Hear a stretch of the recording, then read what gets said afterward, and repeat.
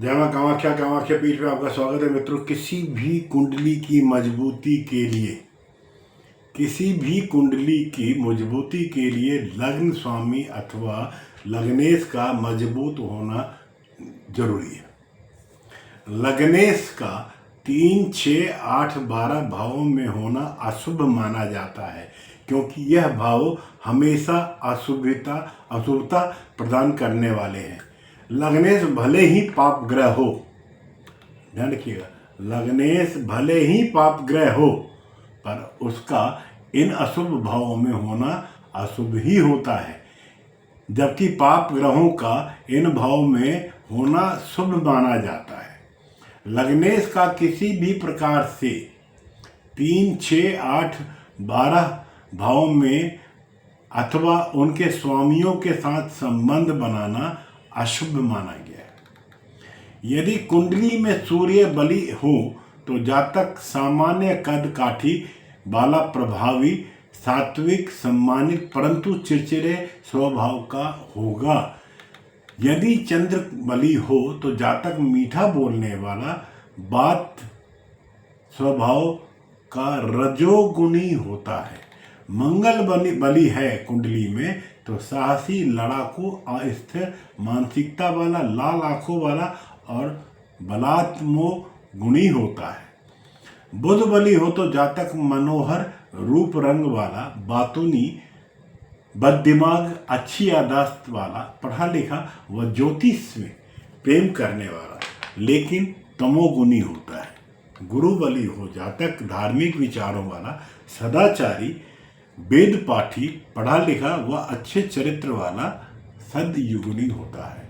शुक्र बलि हो तो जातक सांसारिक वस्तुओं और सांसारिक कलाओं की चाह करने वाला, शौकीन मिजाज व रजोगुणी होता है। शनि बलि होने पर जातक पतला, आलसी, क्रूर, खराब दांतों वाला, रूखा, जिद्दी, निष्ठुर, तमोगुणी होता है। और अब सूर्य और मंगल के प्रभाव में आने पर जातक बात करते समय ऊपर की ओर देखता है। अगर कुंडली में सूर्य व मंगल के प्रभाव में है तो जातक बात करेगा तो ऊपर देख के बात करेगा। शुक्र और बुध के प्रभाव में जातक बात करते समय इधर उधर देखेगा। गुरु और चंद्र के प्रभाव होने के साथ जातक साधारण दृष्टि से देखने वाला होता है, सामान्य दृष्टि से देखने वाला होता है। शनि, राहु, केतु के प्रभाव होने पर जातक आधी आंखें खोलकर अपनी बातें करता है। मित्रों,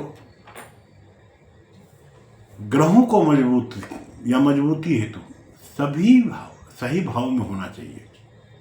अगर ग्रह को मजबूती करना है तो सभी ग्रहों को सही भाव में होना चाहिए। जैसे लग्नेश का 12वें भाव में होना तथा द्वादश का 10वें भाव में होना जातक के जीवन में गरीबी, अशांति व उपद्रव वाला होगा।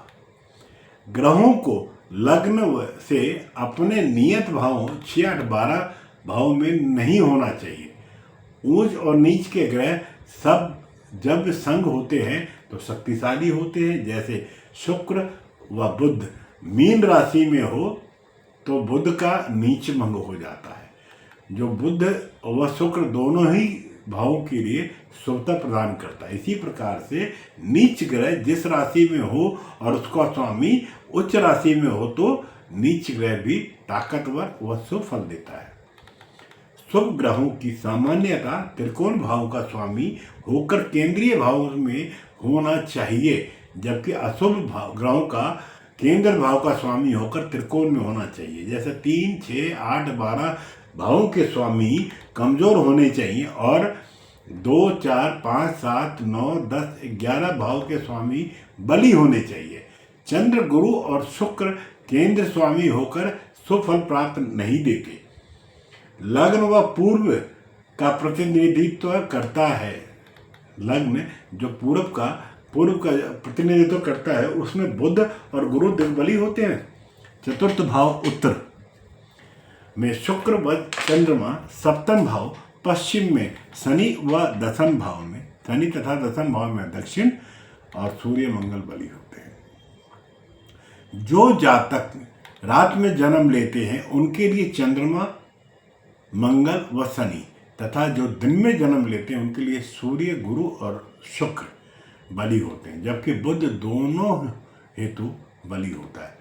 स्वग्रही ग्रह शुभता देते हैं। मूल त्रिकोण में स्थित ग्रह भी ऊंच और नीच की तरह शुभ फल देते हैं। केंद्र में स्थित ग्रह लगन के अनुसार शुभाशुभ फल देते हैं। 2, 5, 8, 11 में ग्रह अपना कम प्रभाव देता है तथा 3, 6, 9, 12 में ग्रह बहुत कम प्रभाव देता है। अंतरदशा नाथ जब दशानाथ से 2, 4, 5, 9, 10, 11 भाव में होते हैं तो शुभ फल देते हैं। 3, 6, 8, 12 भाव में होते हैं तो अशुभ फल देते हैं तथा 1 और 7 होने पर साधारण फल और 6, 8 होने पर बहुत ही बुरा फल देते हैं। शनि सूर्य से 6, शुक्र चंद्रमा से 5, बुध मंगल से 12, गुरु बुध से 4, मंगल गुरु से 6, सूर्य गुरु से 12 वे भाव में हो तो शत्रुता रखते हैं। शुक्र से शनि चौथे भाव में, गुरु 12वें में हो तो शत्रुता रखते हैं, जबकि गुरु और शनि से छठे होने पर शत्रुता रखता है।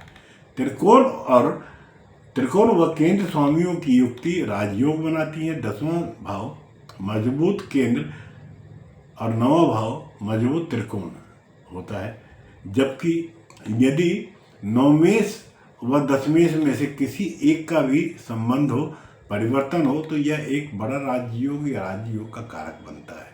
यदि यह युक्ति 9वें भाव और 10वें भाव में हो तो बहुत सारे शुभ फलों की प्राप्ति कराता है। चंद्रमा से 6, 7, 8 भाव में शुभ ग्रहों का होना भी राजयोग प्रदान कराता है। और यदि ये तीनों ग्रह लग्नेश के मित्र भी हो तो जातक को ऊंची सफलता मिलती है। लग्नेश का पंचम में होना और पंचमेश का 9वें भाव में होना और नौमेश का लग्न में होना एक बहुत बड़ा राजयोग बनाता है। यदि आप पाप ग्रह के प्रभाव में न हो तो 3, 6, 8, 12 भाव के स्वामियों की युक्ति भी राजयोग देती है। गुरु शुक्र की युक्ति राजाओं से मान, सम्मान, अच्छी शिक्षा और बुद्धि तथा समाज में बड़ा रुतबा देती है। लग्न में चंद्रमा गुरु छठे भाव में, शुक्र 10वें भाव में, शनि उच्च अथवा स्वग्रही हो तो जातक निर्विवाद रूप से राजा होता है। तो ये कुछ ज्योतिषीय सूत्र हैं जिन पर हमने आज आपसे चर्चा की है। उम्मीद करता हूँ ये सूत्र आपके लिए बहुत उपयोगी होंगे। अब आपसे विदा लेते हुए आपसे अनुरोध करूँगा, आग्रह करूँगा कि आप अपने विचार कमेंट्स के माध्यम से मुझ तक पहुँचाएँ,